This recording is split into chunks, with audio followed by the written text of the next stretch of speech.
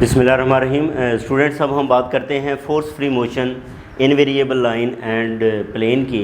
इसके अंदर ये देखें, फोर्स फ्री मोशन का मतलब ये है कि बॉडी के ऊपर जो है वो कोई भी फोर्स एक्ट नहीं कर रही।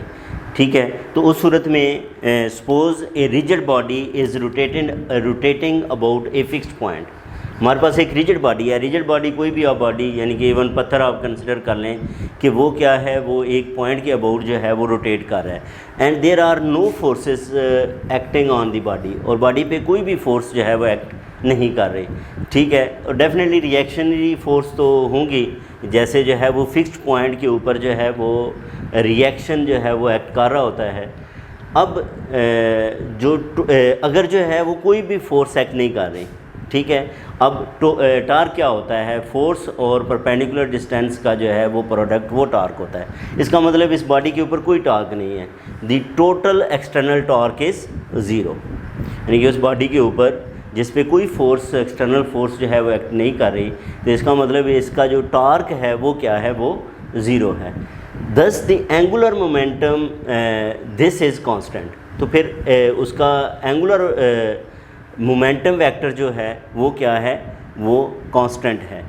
ठीक है, क्योंकि जो है वो उसके ऊपर कोई फोर्स नहीं एक्ट कर रही। और फिर हमने ये भी तो बात की थी कि इससे पहले जो वीडियो के अंदर मैंने ये प्रूव किया था कि kinetic energy is constant. Kinetic energy किसके इक्वल है, कांस्टेंट के इक्वल है। ये इससे पहले आप वीडियो में क्वेश्चन देखेंगे तो उसके अंदर हम जो है वो प्रूव करके आ चुके हैं। अब एंगुलर मोमेंटम अगर इसका कांस्टेंट है तो इसका मतलब इसकी जो डायरेक्शन है स्पेस के अंदर वो फिर फिक्स्ड है, वो वेरिएबल नहीं है। जब एंगुलर मोमेंटम कांस्टेंट है तो इसकी जो डायरेक्शन होगी वो भी क्या होगी, वो फिक्स्ड होगी। जैसे फ़र्ज़ करें हमारे पास कोई भी रिजिड बॉडी थी, ये जो है वो रिजिड बॉडी ये क्या है, ये रोटेट कर रही है।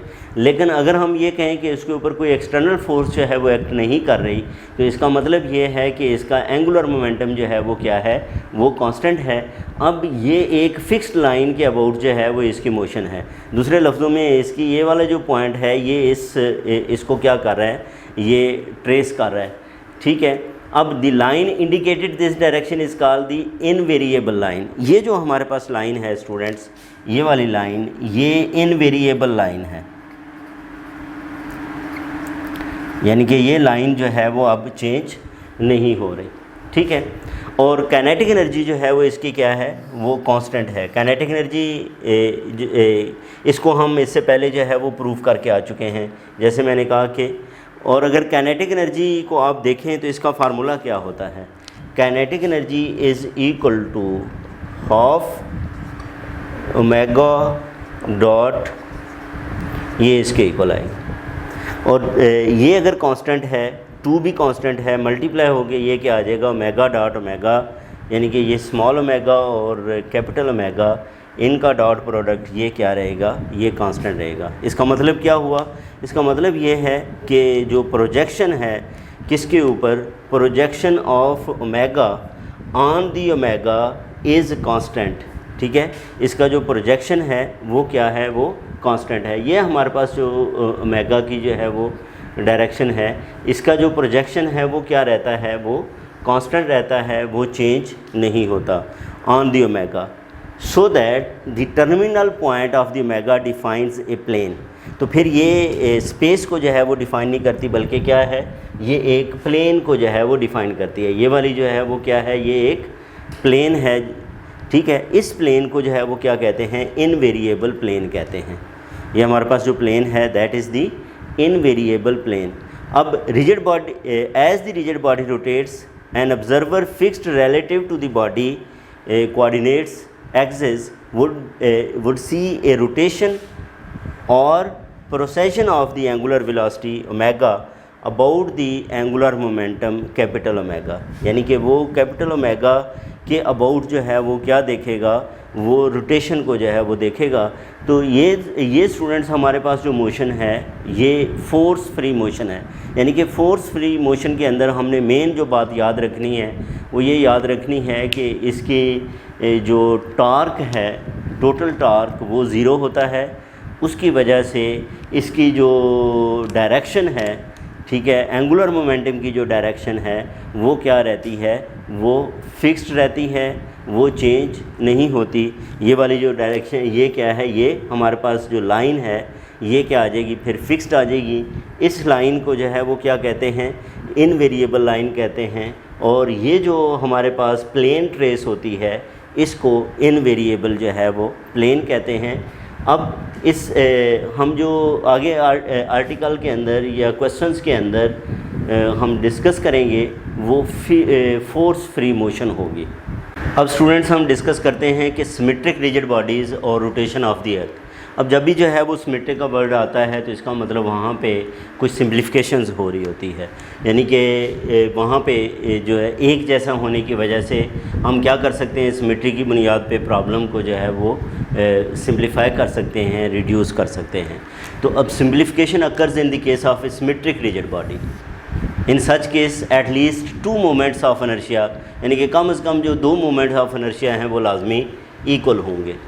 ठीक है, सिमेट्री में जो मिनिमम कंडीशन है वो क्या होगी कि 2 मोमेंट ऑफ इनर्शिया लाजमी जो है वो क्या होंगे, इक्वल होंगे। और यहाँ ये जो एलिप्सॉइड ऑफ इनर्शिया है ये बेसिकली क्या कहलाएगी, एलिप्सॉइड ऑफ रेवोल्यूशन भी जो है वो हम इसको कह सकते हैं। और ये इसके बाद आगे चल के हम ये एक फार्मूला जो है वो प्रूव करेंगे, एक रिलेशन प्रूव करेंगे कि जो फ्रीक्वेंसी है, ठीक है, वो इसके इक्वल होती है 1/2 pi I3 - I1 over I1।